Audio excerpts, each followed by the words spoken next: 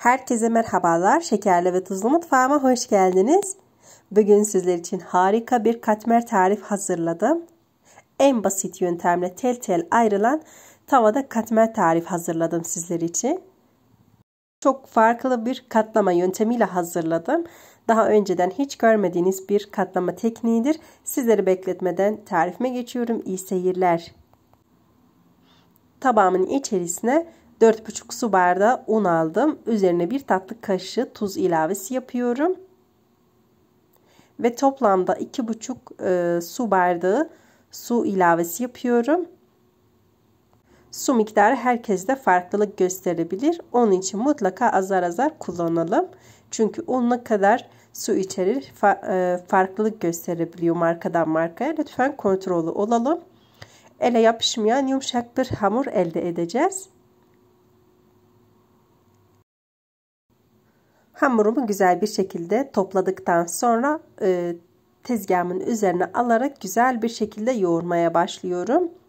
Hamurunuzu ne kadar pürüzsüz bir kıvama getirirseniz bir o kadar güzel katmer elde edersiniz. Ben yaklaşık 3 dakika boyunca güzel bir şekilde yoğurdum.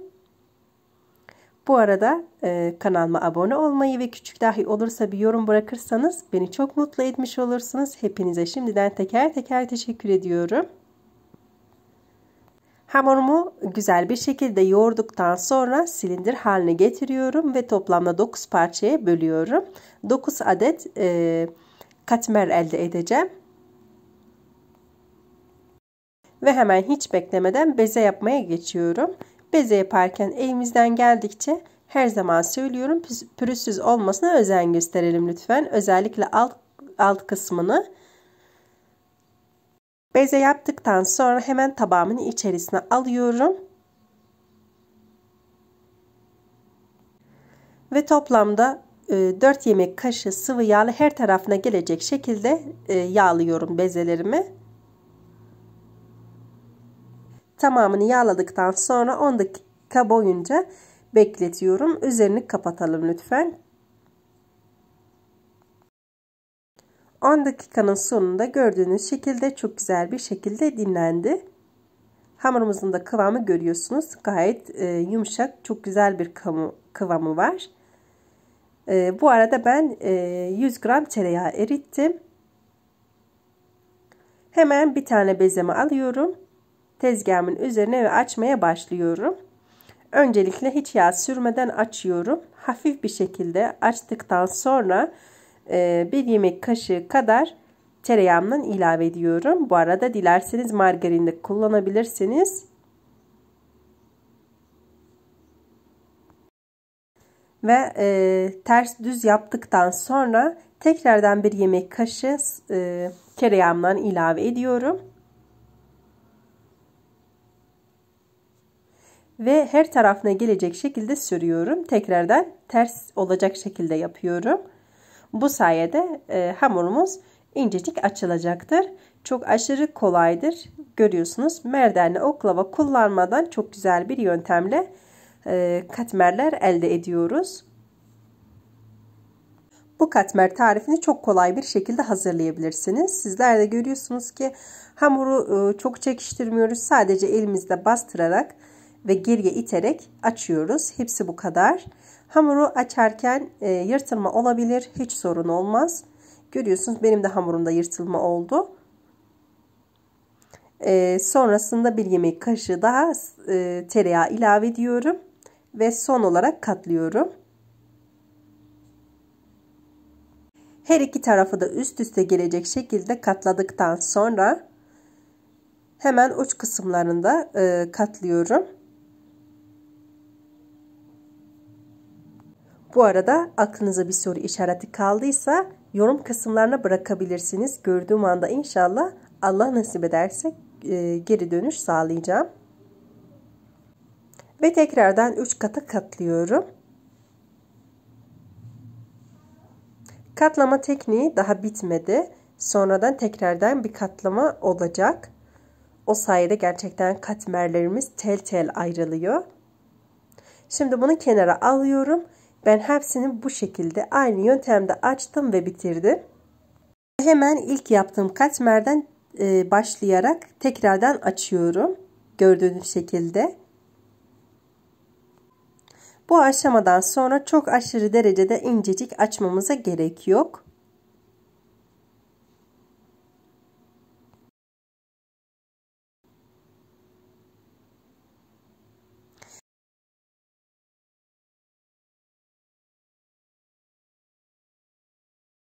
Ve yaklaşık bir tatlı kaşığı tereyağından ekliyorum. Ve her tarafına gelecek şekilde süreceğim. Tekrardan 2 kata katlıyorum. Aynı şekilde. Ve bu sefer 3 kata değil 2 kata katladıktan sonra işlemi bitiriyorum. Görüyorsunuz kat kat oldu. Ve sizler için hemen bir tane daha göstermek istiyorum.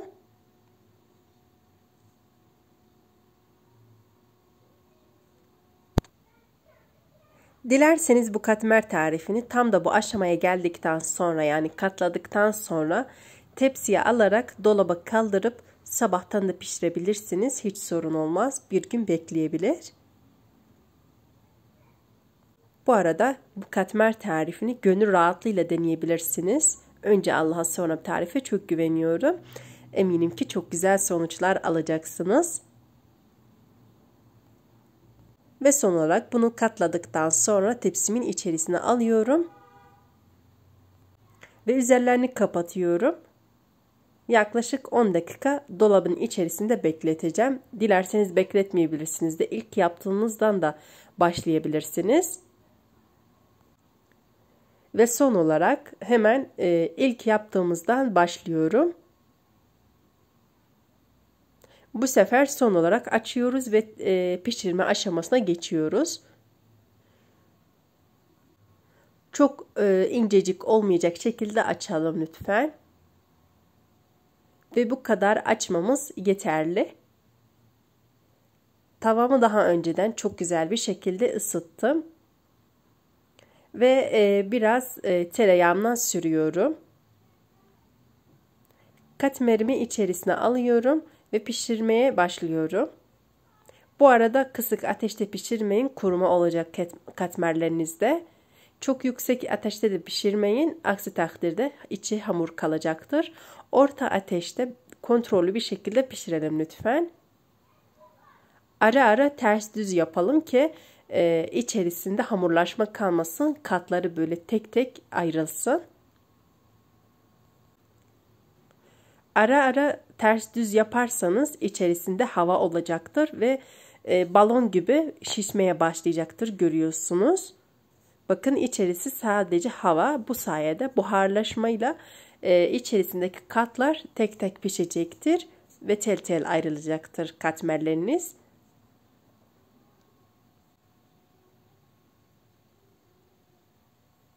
Katmerlerinizi eğer çok çıtır istiyorsanız üzerlerini piştikten sonra kapatmayın. Ama eğer böyle yumuşacık ikiye katlansın istiyorsanız, aynı benim katmerlerim gibi öncelikle tabağımızı alarak sonrasında üzerini kapatarak, hiçbir şekilde üzerini açık bırakmayın, yoksa kuruma olacaktır.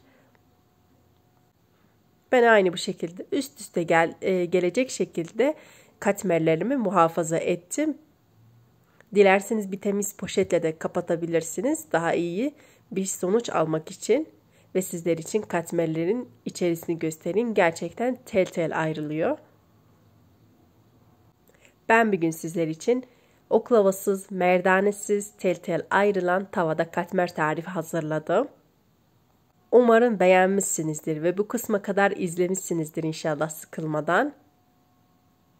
Bakın içerisine hepsi tel tel ayrılıyor. Mutlaka deneyin. Eminim ki çok güzel sonuçlar alacaksınız. Eğer beğendiyseniz beğeni vermeyi unutmayın. Ve denediyseniz lütfen yorum kısımlarına geri dönüşüm yapmayı unutmayın. Bir sonraki videomuzda Allah nasip ederse görüşmek üzere. Kendinize ve sevdiklerinize çok çok iyi bakın. Allah'a emanet olun.